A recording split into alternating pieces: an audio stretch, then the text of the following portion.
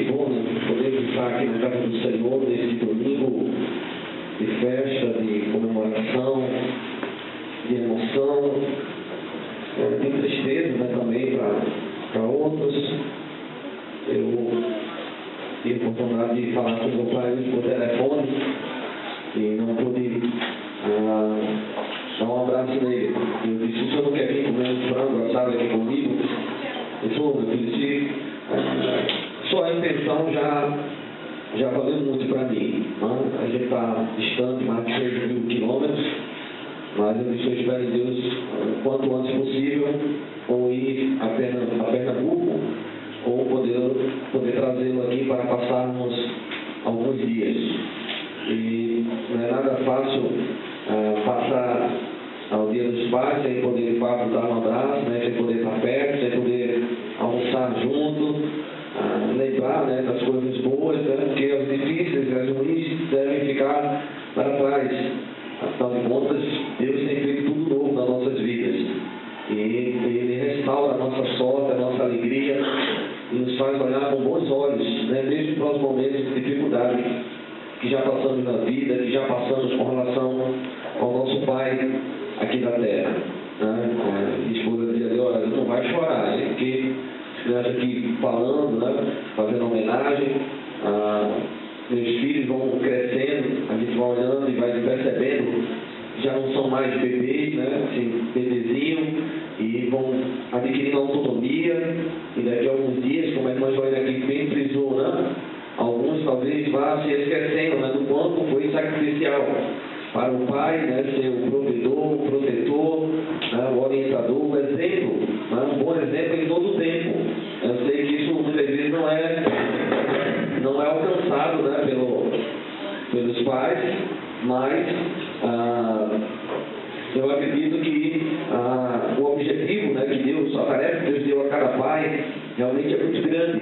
Mas o próprio Deus nos ajuda, né, como pais, a cuidar, né, dos nossos filhos, a cuidar da nossa família e a desempenhar bem o nosso papel, né, diante da tão grande responsabilidade que Deus nos concedeu.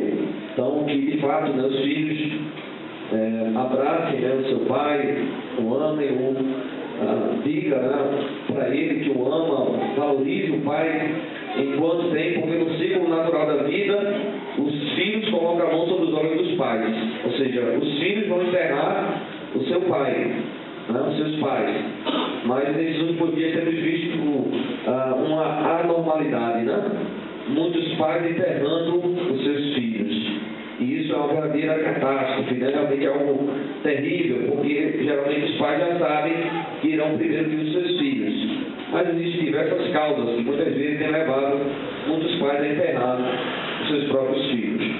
Eu não quero aqui abordar sobre essas problemáticas que levam pais a enterrar os seus filhos, mas eu quero falar de um texto que está lá em Lucas capítulo 15, que é um texto que vocês já conhecem, nós já aqui pregamos em algumas outras ocasiões, para falar a respeito do grande amor do Pai Celestial.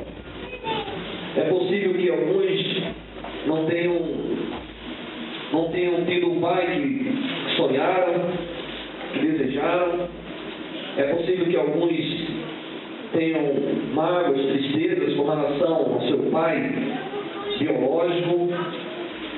Mas a Bíblia diz, irmãos, que quando nós cremos em Jesus, nós nos tornamos filhos de Deus. Nós que cremos em Jesus temos agora Deus como nosso Pai. E não existe Pai melhor que possa servir de inspiração e de modelo que o nosso Pai Celestial. E esse texto de Lucas, capítulo 15, a partir do verso 20,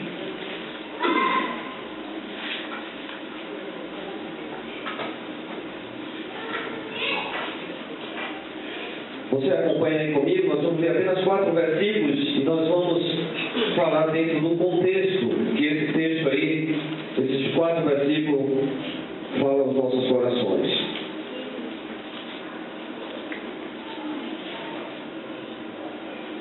E levantando-se foi para seu pai. Vinha ele ainda longe, quando seu pai o avistou, e compadecido dele, correndo, o abraçou E o filho lhe disse: Pai, pequei contra o céu e diante de ti. Já não sou digno de ser chamado teu filho. O pai, porém, disse aos seus servos: Trazei depressa a melhor roupa, vestiu, ponde-lhe um anel no dedo e sandália nos pés. Trazei também e matai um novilho cevado. Comamos e regozijemo-nos, pois este meu filho estava morto e reviveu, estava perdido e foi achado. E começaram a alegrar-se. Que Deus nos dê entendimento da sua palavra. Este capítulo de Lucas é uma resposta de Jesus às críticas dos escribas e fariseus, que eram dois grupos religiosos na época de Jesus, uns que eram peritos na lei e outros que se esforçavam e muito em observar com rigor tudo que a lei de Moisés dizia. E aqueles homens, fariseus e escribas, criticavam Jesus por ter recebido e até compartilhado uma refeição com os pecadores. Jesus já havia deixado, irmãos, bem claro que ele veio buscar e salvar o perdido. Mas não só o perdido, ele veio buscar e salvar os pecadores, os doentes, os cegos, os aleijados. Aqui no próprio texto de Lucas, no capítulo 5, o versículo 29 ao 32 diz: Então lhes ofereceu Levi um grande banquete em sua casa, e numerosos publicanos e outros estavam com eles à mesa. Os fariseus e os escribas, novamente, murmuravam contra os discípulos de Jesus, perguntando: Por que comeis e bebeis com os publicanos e pecadores? Respondeu-lhe Jesus: Os sãos não precisam de médico, e sim os doentes. Eu não vim chamar justos, e sim pecadores ao arrependimento. No próprio texto de Lucas, capítulo 14, a partir do verso 21, Jesus falando da parábola do grande banquete, a parábola da grande ceia, a partir do verso 21 diz assim, que diante da ordem que o servo tinha recebido de trazer os convidados para aquele banquete, o servo voltou e contou tudo ao seu senhor. E então, irado, o dono da casa disse ao seu servo: Sai depressa para as ruas e becos da cidade e traze para aqui os pobres, os aleijados, os cegos, os coxos. Os versículos que antecedem esse texto que nós acabamos de ler, Lucas 14, 21, fala de que o Senhor mandou um convite especial para pessoas especiais. E cada um daqueles que receberam o convite inicialmente disseram: Olha, eu comprei um campo, vou lá medir, vou lá saber qual é a extensão dele. Olha, eu comprei uma junta de bois, vou lá experimentá-los. Diga ao seu Senhor que eu não posso ir para essa festa. E o que nós entendemos é que aqueles que primeiro receberam o convite foram os próprios judeus. Foram os filhos de Israel. Mas eles encontraram muitas desculpas para negligenciar o convite muito especial, um convite para uma grande festa. E aí o Senhor diz agora: olha, traga todos que vocês encontrarem, aleijados, coxos. Jesus vai responder à crítica dos fariseus, dos escribas, com 3 parábolas. Ele vai falar sobre a parábola das ovelhas, da ovelha perdida, e das 99 que ele deixa no aprisco, e o bom pastor, e o pastor sai a procurar a 100ª ovelha. Ele vai falar sobre a parábola da dracma perdida. Vai falar da mulher que perdeu uma dracma, que era equivalente à diária de um dia de um trabalhador. e que essa mulher com diligência procura essa dracma, e ela, quando a encontra, chama as vizinhas e diz: olha, alegrem-se comigo, que eu encontrei a minha dracma perdida. O texto do capítulo 15 de Lucas fala da alegria do Senhor em ver um pecador se arrependendo. Fala da importância que Deus dá a cada um daqueles que estão perdidos, daqueles que estão perambulando por aí sem saber como voltar à casa do Pai. E aí ele fala do homem que tinha 2 filhos. E que os 2 filhos que ele tinha, um deles mais jovem, chegou para um pai um dia e disse que queria a sua parte na herança. Sabe o que isso significa? Significa que desejar parte da herança, enquanto o pai estava vivo, era, de alguma forma, desejar que o pai morresse.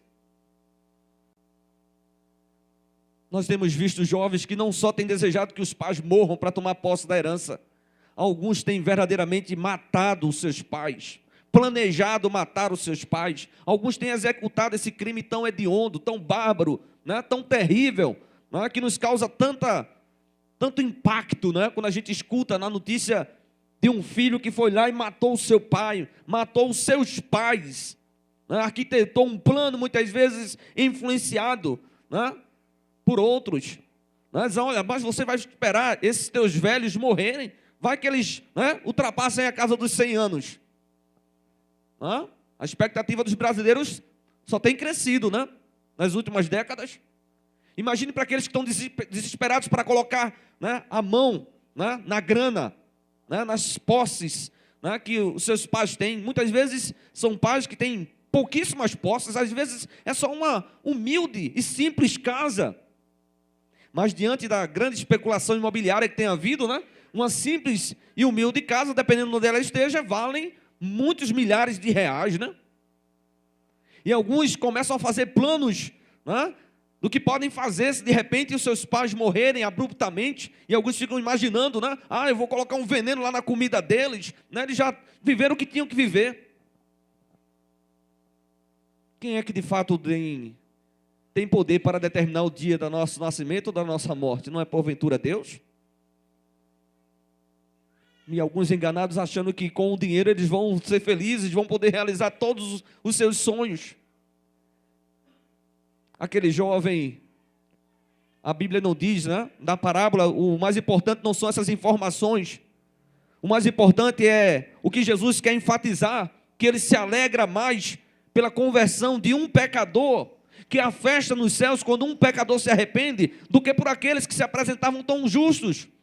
Os escribas e fariseus eram esses, que está representado na parábola do filho pródigo, por aquele irmão que havia ficado em casa, que tentava, né, e aparentemente estava ali observando com rigor todas as orientações dos seus pais, coisa que muitos filhos hoje não fazem, né?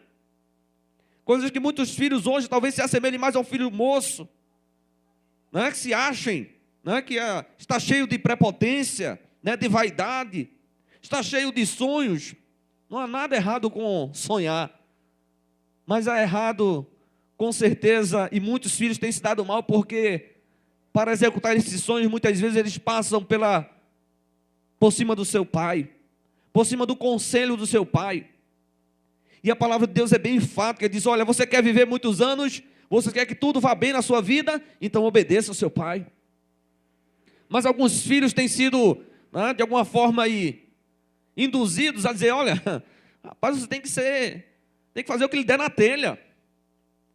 Você vai voltar para casa essa hora? Não sabe ele que se ele passar da hora que o pai dele tinha determinado, ele poderá morrer na rua. Ele poderá ser enquadrado, né? Poderá ser preso junto com alguém que esteja fazendo alguma coisa de errado. E aí ele vai depois, talvez na cadeia, dizer: se eu tivesse obedecido meu pai, tivesse voltado na hora. Quantos casos você tem ouvido assim?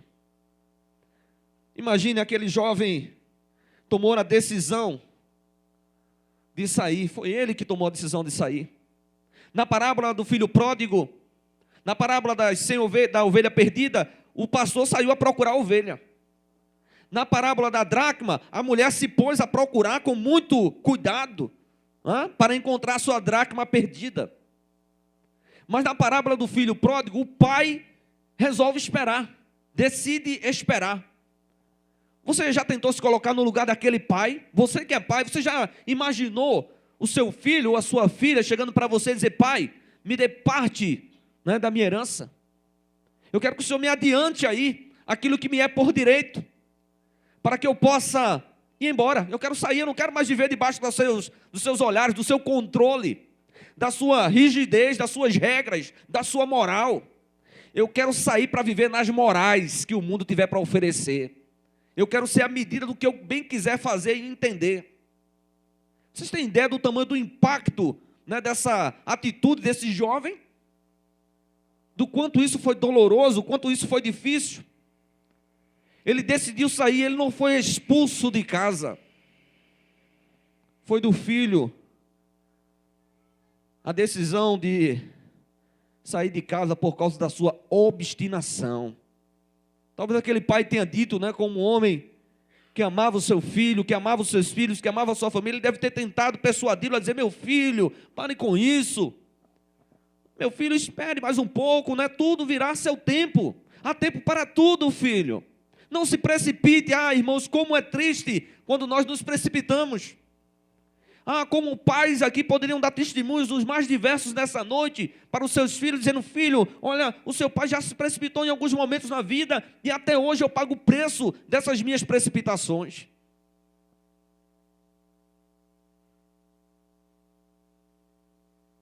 Desejar a herança antes do tempo era o mesmo que desejar a morte do seu pai, e foi isso que aquele jovem desejou. Ele repartiu as suas riquezas e deu ao seu filho, e o filho foi embora. Sabe o que isso representa?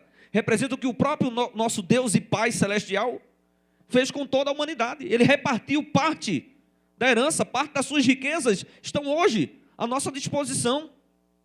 Mas muito tem feito como aquele jovem moço que saiu de casa. Tem vivido desregradamente, tem vivido irresponsavelmente, tem vivido dissolutamente, ou seja, tem por aí só pensado em farras, em festas. Alguns só querem viver na farra e na festa, mas a vida é uma festa? Tem música por aí que diz: hoje vai ser uma festa, hoje, mas amanhã será que é festa também? Tem uma música que diz: hoje vai ser uma festa, né? Vamos tomar guaraná, né? Vamos os amigos receber. Muitas vezes nem no nosso aniversário é festa, porque muitas vezes estamos ali sofrendo, estamos ali distantes de casa, distantes da casa do pai que muitas vezes ouvimos falar, ou sentimos na pele, né, que o nosso pai era muito rígido, né? Saímos de casa revoltados, saímos de casa sem nem querer olhar para trás. Muitos filhos têm tomado essa atitude, muitos, talvez depois, quando já estão na vida, têm se deparado com histórias e têm visto situações que dizem: ah, meu pai era um santo diante do que eu estou ouvindo. Ah, meu Deus, como meu pai era bom e eu não sabia. E aí talvez seja tarde demais. Talvez você, pela circunstância da vida, tenha ido para muito longe. Não só 3.000 e poucos quilômetros, como eu estou do meu pai agora. E que eu espero ir vê-lo enquanto está vivo, porque isso terá algum significado para ele e para mim. E vê-lo não depois que já estiver num caixão, porque isso poderá ter um grande peso para mim, mas para ele não vai fazer mais diferença nenhuma.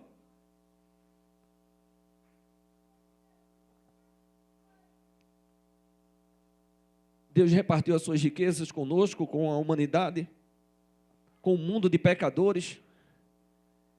E a semelhança daquele filho jovem, pródigo, muitos têm desperdiçado a herança de Deus. Tempo, oportunidades, bênçãos, livramentos. Deus faz com que o seu sol nasça todo dia sobre bons e maus.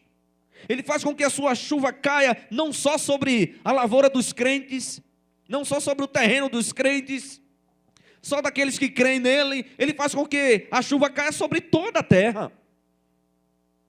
Ele faz com que a sua bênção, né, a bênção gerais e a bênçãos particulares, específicas, de uma forma geral, o Senhor abençoa toda a humanidade, mesmo ela estando desperdiçando, né, tantas bênçãos que Deus tem lhe concedido. Como anda a nossa relação com o nosso Pai Celestial? como anda a nossa relação, porque ela serve de parâmetro para a nossa relação com o nosso Pai. E talvez a dificuldade que temos de nos relacionar bem com Deus venha como herança da nossa dificuldade de nos relacionarmos bem com o nosso Pai aqui da terra. Mas o nosso Pai Celestial, como o nosso irmão Luiz bem frisou, Ele é o Deus que nos cura, Ele é o Deus que nos sara, Ele é o Deus que tem poder para restaurar. Eu me lembro que, na fase da minha infância, eu não lembro muitos momentos carinhosos do meu pai. Eu me lembro que, quando eu me mudei para Botafogo, em Itapsuma, lá em Pernambuco, para o campo missionário, eu me lembro que em algumas outras oportunidades, meu pai vinha e me beijava. E eu confesso que, até hoje, eu não fico muito à vontade com isso.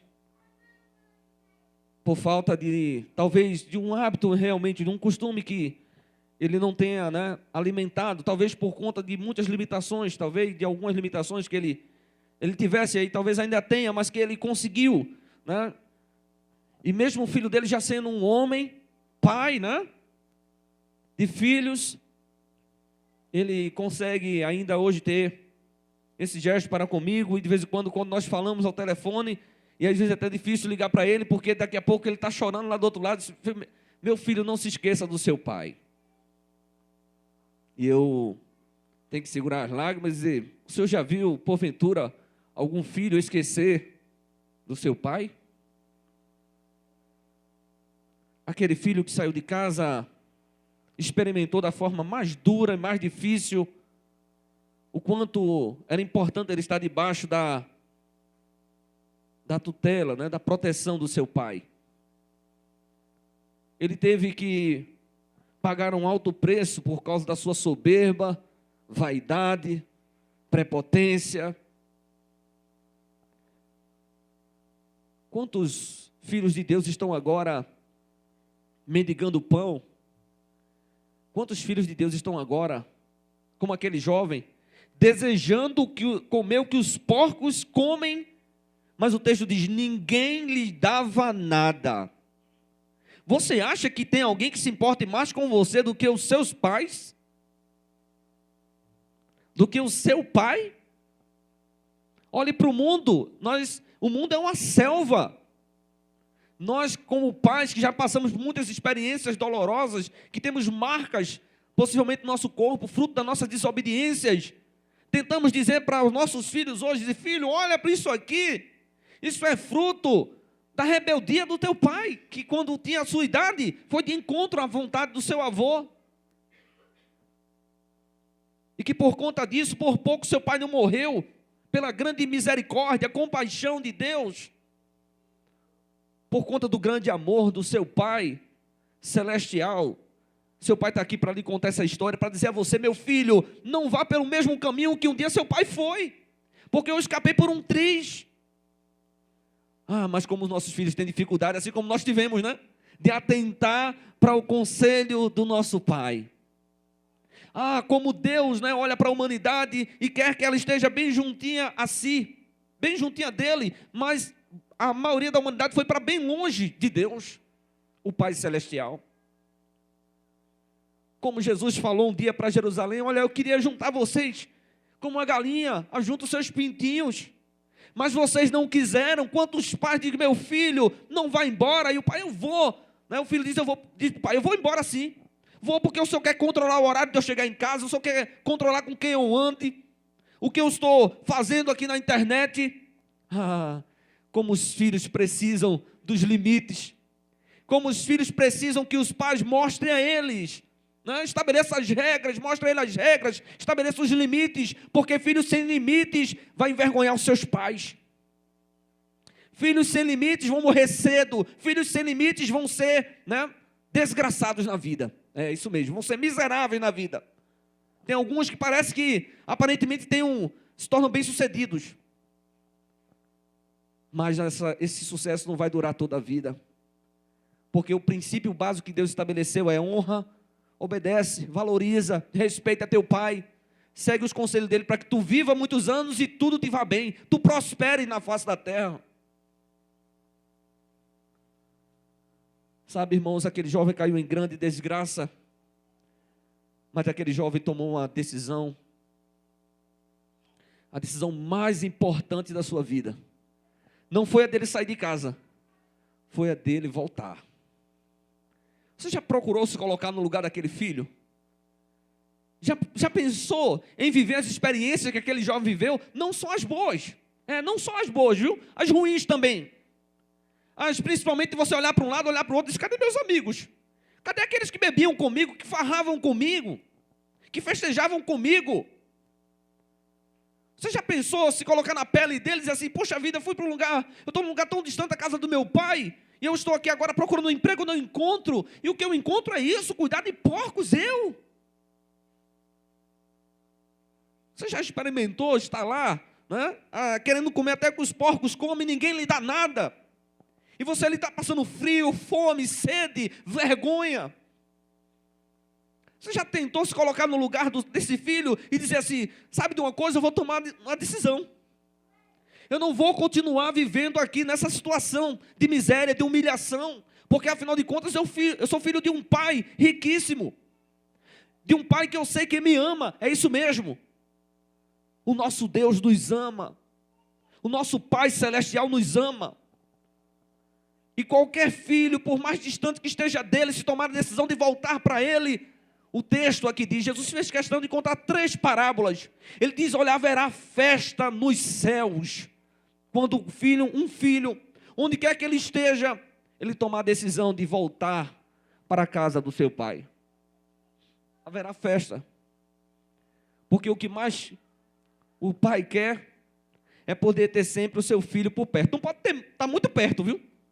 Se ele já casou e construiu família, não é para ele estar tão perto, né, tão colado com você, mas pelo menos ele precisa estar ao alcance lá daquele filho, né? O filho precisa estar lá ao alcance daquele pai, para que de repente numa situação de necessidade, um possa socorrer o outro. É lamentável, irmã Joênia, não é mesmo? É doloroso a situação de muitos pais já idosos, que já não tem mais dentes na boca, que já não tem mais força nos braços nem nas pernas, e que os filhos maltratam e não tem mais paciência, né? E alguns até articulam matá-los. Alguns olham para os seus pais e dizem, não sei para que isso ainda está vivo, não sei por que Deus não leva logo esse troço. É troço agora, mas um dia Deus usou, ele foi usado, ele ali deu a sua parcela de contribuição para que você pudesse existir. Quantas noites, trabalhos, sofrimentos, vergonhas, é isso mesmo, vergonha. Você sabia que muitas vezes você fez os seus pais passar vergonha? Quantas vezes o pai insiste em ensinar algo para o filho e o filho insiste em não fazer e não obedecer? E aquilo, né, deixa o pai triste. Por mais que o filho queira, né, dar presente, você acha que isso vai de fato recuperar toda a alegria do seu pai, que o seu pai gostaria de ter com relação a você? O que de melhor você pode fazer com relação ao seu pai é ouvir os seus conselhos, refletir sobre eles também e colocá-la em prática na sua vida. Porque não tem coisa melhor para os pais de ver que os seus filhos se tornaram homens de bens, homens respeitáveis, filhas, né, amáveis, boas donas de casa, um homem direito, de respeito. Não tem nada mais prazeroso para o pai olhar e dizer, poxa vida, meu filho, como eu estou orgulhoso de você. Como Deus disse do próprio Jesus, este é meu filho amado, em quem eu me comprazo, em quem eu tenho grande alegria. Aquele jovem voltou para casa, e quão grande era o amor daquele pai, que mesmo diante de toda aquela atrocidade que aquele filho cometeu, o texto diz que o pai o esperava. Deus está esperando que todos se voltem para Ele. Sabe por quê? Porque Ele está à espera de cada um de nós. O texto diz que quando o filho ainda vinha longe, o pai correu ao seu encontro. No Oriente não é comum, é incomum uma pessoa de idade correr. Mas aquele pai não estava nem aí para a convenção social, do que ditava a regra e a etiqueta social, o costume da época. Aquele pai, por amar aquele filho, por se compadecer daquele filho, correu ao encontro dele. Eu tento imaginar a cena do pai sentado na varanda, naquela cadeira, e olhando em direção ao caminho que o seu filho poderia ali apontar. O texto não fala quanto tempo aquele jovem permaneceu distante da casa do pai, mas aquele jovem caindo em si, porque o estado em que ele estava era de loucura realmente. Mas ele caindo em si, disse: eu vou voltar para a casa do meu pai. Tem casa melhor para a gente voltar, senão para a casa do nosso pai?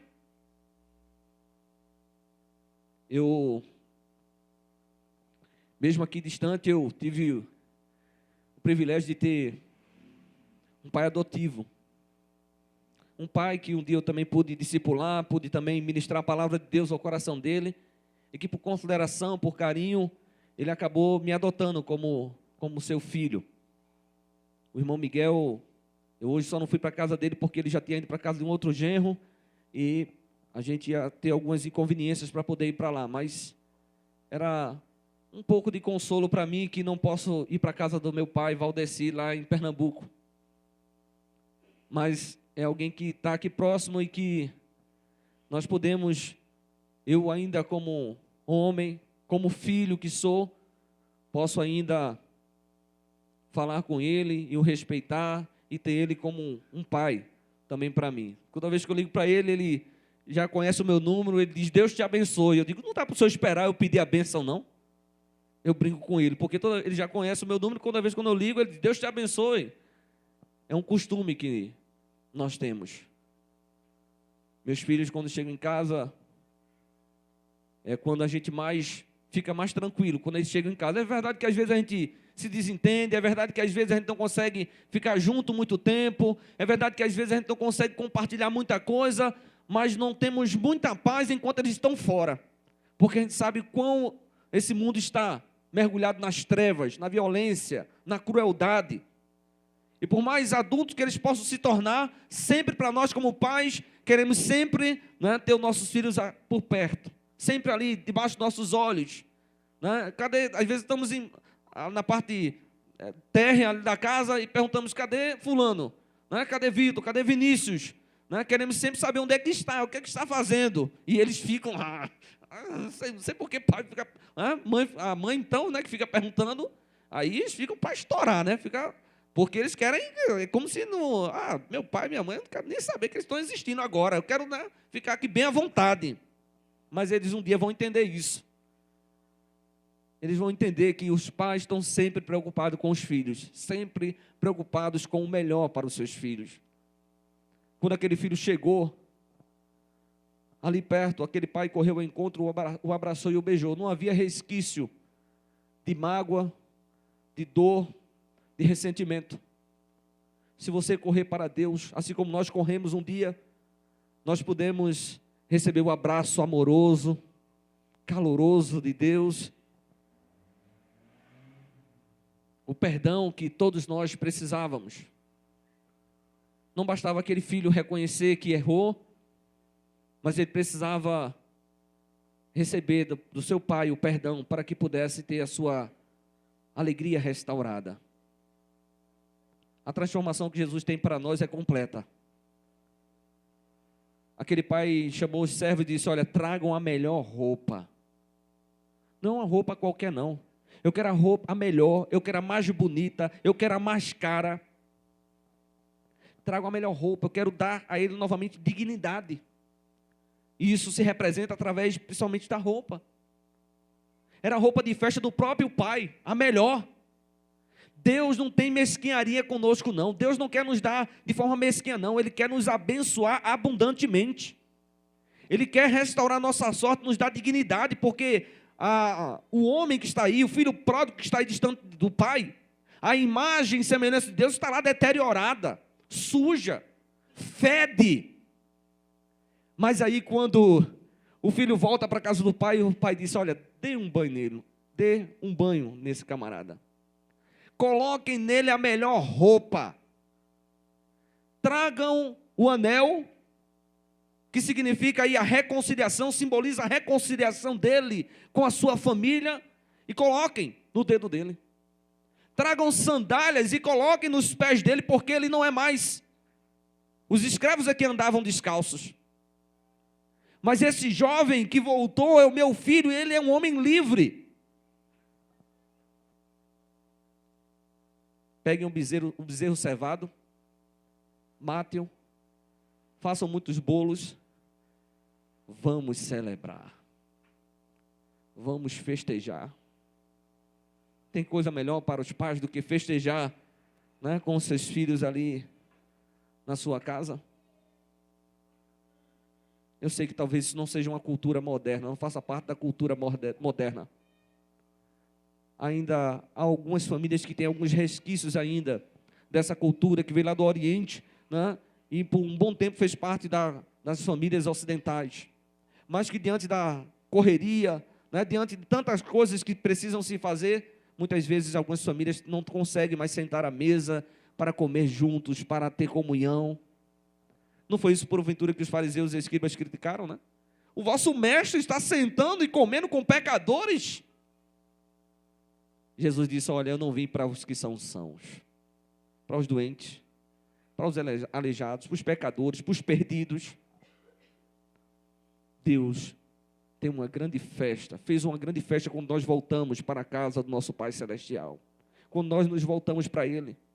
Deus tem sempre uma grande festa para fazer com aqueles que se arrependem dos seus pecados, como aquele filho se arrependeu e voltou para o Pai.